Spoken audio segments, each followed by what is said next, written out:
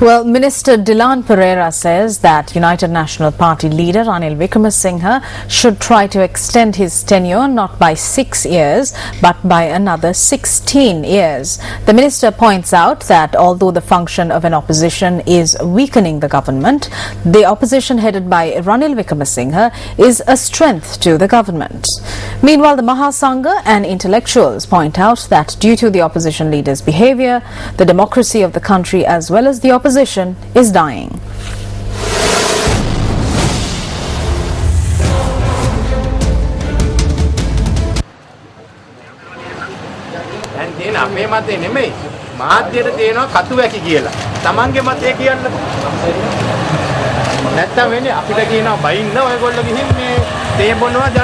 Recently, journalists questioned the opposition leader as well as several government ministers regarding the impeachment motion brought against the Chief Justice.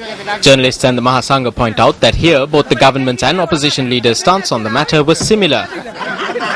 ශ්‍රේෂ්ඨාධිකරණයට එල්ලවන බලපෑම් සම්බන්ධයෙන් එක්සත් ජාතික පක්ෂයේ රවි Karunanayake 37 We see a decisive intervention by MPs in the UNP like Ravi Karunanayaka, Tissatha Nayaka, Lakshman Kiriyalla, Sajith Premadasa and Karu Jayasuriya. However, we cannot see such a clear stance by the opposition leader. We see him trying to escape from the problem. Within this, we see that the opposition leader is being driven according to the requirements of the government. It is unfortunate and risky that the MPs who will hear this case and represent the opposition are indirectly supporting this scheme, and in this framework and indirectly supporting the 7-member committee to decide according to their whims. යම් තමන්ගේ නඩුව තමන්ට කැමති විදිහට අහන්නට විපක්ෂයේ සහයෝගයක් ලැබෙමින් තියෙනවා. මේ රටේ ඉන්න විපක්ෂ නායකයාගේ ජොබ් එක ආණ්ඩුවට කඩේ යන එක. විපක්ෂ නායකයාගේ ඩියුටිය කරන්නේ නැහැ. අද රටේ නීතිය සම්පූර්ණයෙන්ම වල්වැදිලා. Ranil Wickremesinghe has been batting for the government not just now but for the past few years. This country's opposition leader's job is shopping for the government. He's not doing an opposition leader's duty. Today the country's law has dissipated. Ranil Wickremesinghe isn't saying a word about the impeachment motion because if Ranil Wickremesinghe goes to say a single word, he won't get an extension on his privileges. So he remains silent. This is what has happened to the opposition today. It's because of such an opposition that the government acts according to its whims and fancies, plundering the people's freedom, their money and act in violation of the people's fundamental rights. This country is going through this because of a spineless opposition leader. සම්පූර්ණයෙන්ම මූලික අයිතිවාසිකම් උල්ලංඝන විදියට වැඩ කටයුතු කරන්නේ කොන්ද පැන නැති විපක්ෂ නායකයෙක් මේ රටේ ඉන්න නිසා තමයි ඒක සිද්ධ වෙලා තියෙන්නේ. රනිල් වික්‍රමසිංහ මහත්තයා මේ දෙසැම්බර් මාසේ Ranil Wickremesinghe will have been in his seat for 6 years straight by this December. How good it is. My hope is that he continues as opposition leader not just for 6 years but for 16 years. The opposition should rightly weaken the government. What the opposition is doing now is strengthening the government. Therefore, there's not much difference between the government and the opposition. Ranil Wickremesinghe mahatmaya We can observe the manner in which this country's opposition is approving everything of the government and nailing democracy's coffin.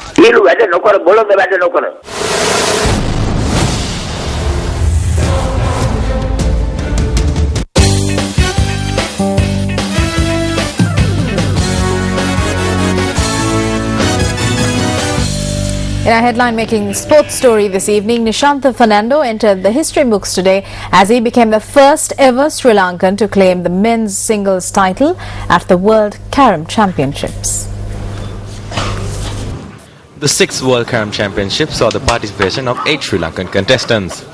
The men's singles finals took place between Nishanthan Fernando and Indian C. Bharti Dasan. Nishanthan went on to claim the final 2-0. Nishanthan, who captained the Sri Lankan team at the championships, was also a member of the men's team that emerged runners-up in the men's team championship.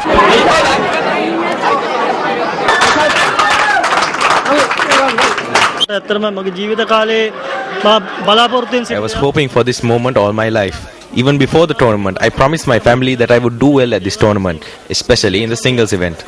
Now that my dream has come true, I am speechless. I feel an immense happiness about my victory. The second ODI between Sri Lanka and New Zealand is currently underway at the Pallekele International Cricket Stadium. Batting first, the Kiwis put up a total of 250 for 6 in their allotted 50 overs. In reply, the Sri Lankans were on 118 for the loss of 3 wickets before rain stopped play a short while ago.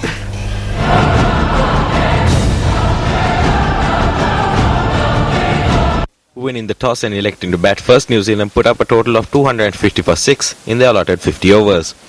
Opening batsman Rob Nicol and wicketkeeper batsman Bradley Watling combined in the middle for a second wicket partnership of 83. Nicol fell just short of a half-century as he was dismissed by Thisara Pereira for 46. Bradley Watling's half-century was the fourth of his career. His innings of 55 of 86 balls included 6 boundaries. Captain Ross Taylor was the star of the New Zealand innings as he top scored with 72 runs of just 62 balls, hitting 7 boundaries and 2 sixes in the process. Gone for 6. Nice striking, and the 200 up with that 6 from. Well, the Sri Lankans are currently 14 runs ahead of the Duckworth-Lewis pass score and will go on to win the game if further play is not possible. Sri Lankan athletes today claimed 2 more gold medals at the Thailand Open Athletic Championship. The wins brought the Sri Lankan medal tally at the championships to 5 gold medals.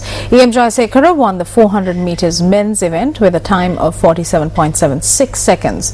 Meanwhile, Upamali Ratnakumara went on to claim the women's 400 metres event with a timing of 55.12 seconds.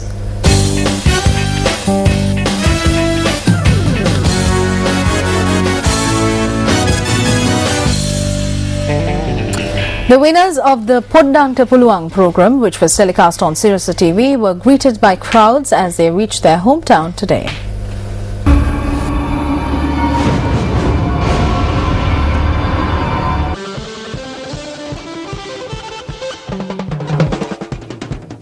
Sarit and Surit, who emerged stars of the Poddanta Puluang program, were warmly greeted by large crowds on the way to their hometown Matara.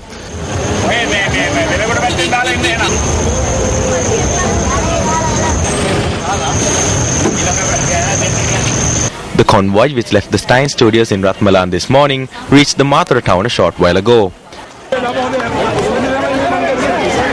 The twins, who are a proud product of Rahul College in Mathura, emerged winners of the much competitive finals in the musical instruments category.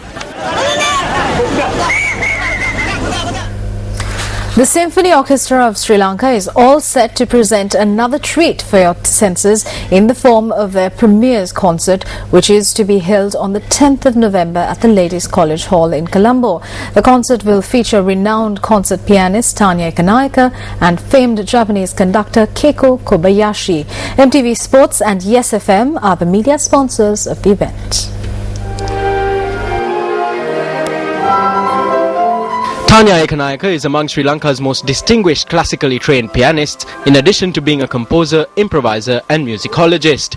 Most recently, she performed a solo recital at the John F. Kennedy Center for the Performing Arts in Washington, D.C. in the United States.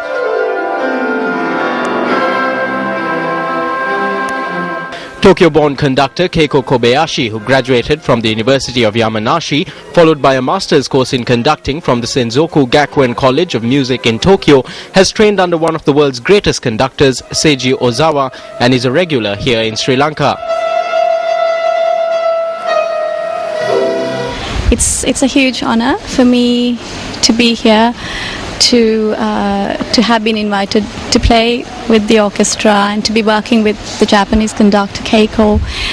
It's always lovely, I think, to work with other musicians, and so I'm really honored and privileged to be here. This time is the 5th concert with the Symphony Orchestra of Sri Lanka and me.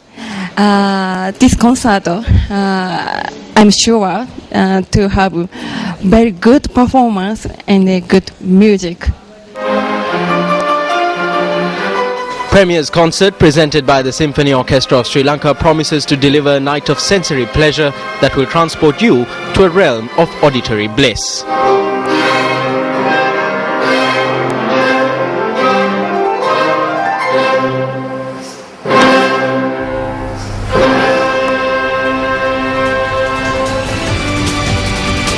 And on that transcendental note, we wrap up tonight's edition of Primetime News. We'll see you again tomorrow. Good night.